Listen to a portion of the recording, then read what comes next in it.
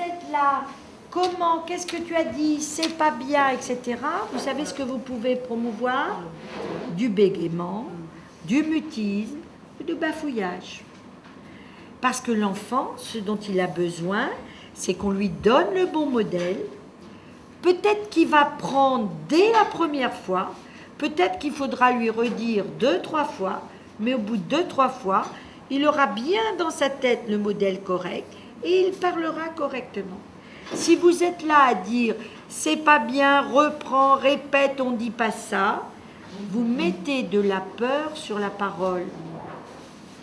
Si vous faites la même chose au niveau de la lecture, c'est pareil. Vous voyez, moi je sépare bien maintenant, j'ai bien compris ça, je sépare bien le temps où on apprend à lire du temps où on lit. Quand on apprend à lire, et que ça fait 2-3 fois que je lui répète que ce son-là, c'est ça, ou que ce mot-là, ça se lit comme ça, éventuellement, je peux lui dire, écoute, tu fais un petit effort, tu reprends, tu vas rechercher dans ta tête et tu lis correctement. Quand c'est le temps où on lit des vrais livres, donc des vraies histoires, je veux promouvoir du plaisir. Je veux que lecture égale plaisir, découverte d'une histoire, d'un sens, tout ça.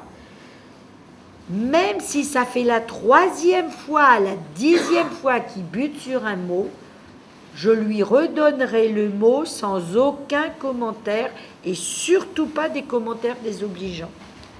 Pour qu'il soit simplement dans la recherche de sa lecture et qu'il soit vraiment corticalement branché sur ce qu'il doit faire dans sa tête pour pouvoir lire et pas inquiet au niveau de son cerveau limbique à penser qu'il pourrait se tromper et mécontenter maman ou fâcher la maîtresse. Très longtemps, on ne s'est pas préoccupé des dyslexiques, on ne voulait pas les voir parce qu'il y en a toujours eu.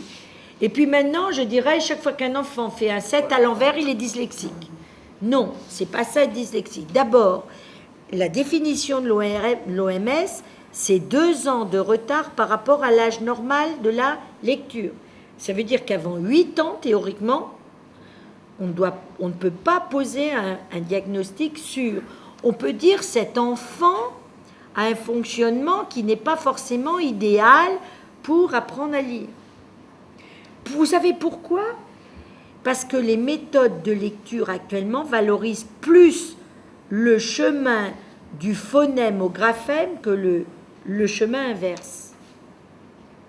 Ça veut dire que c'est la méthode qui va convenir à certains et qui ne va pas convenir à d'autres.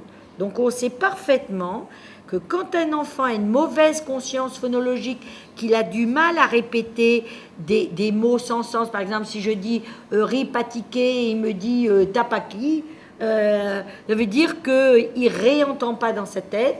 Eh bien c'est vrai que c'est pas forcément l'idéal parce qu'on s'appuie beaucoup sur l'écoute pour leur apprendre à lire actuellement. Parce que quand je dis, alors maintenant que vous connaissez les paramètres, quand je dis à un enfant, je te dis loup, devinez ce qu'il a fait dans sa tête. Quand je lui dis loup, qu'est-ce qu'il va faire lui dans sa tête? Il va faire quoi? Il va Non. Non, il va évoquer l'image du loup. Il va évoquer l'image du loup en paramètre 1, Théo. Tu sais, il va voir la réalité.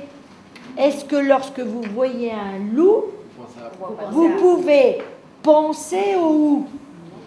Sauf que l'enfant qui entend loup et qui est capable de se répéter loup dans sa tête parce qu'il est verbal ou auditif, il va savoir ou pas? Ben oui, puisqu'il se redit loup dans sa tête. Est-ce qu'il pourra dire « Ah ben oui, j'ai entendu loup ». Oui, d'accord. Mais est-ce que c'est mieux d'être visuel ou c'est mieux d'être auditif ou c'est mieux d'être visuel? C'est pareil, c'est comme si on devrait dire, quand on voit que sur le plan, justement, conscience phonologique, c'est pas son truc, on devrait dire, c'est pas lui que je vais devoir changer, c'est quoi? C'est moi qui vais devoir m'adapter à cet enfant-là. C'est la méthode que je vais lui proposer qui va être adaptée à ses besoins et non pas l'enfant que je dois changer. C'est cette méthode.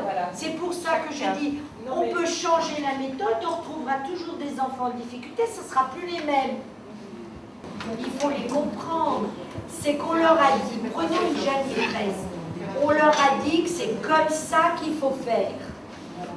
Ben, qu'est-ce que vous faites quand vous êtes jeune et que vous n'y connaissez pas grand-chose? Elle fait ce qu'on lui a appris.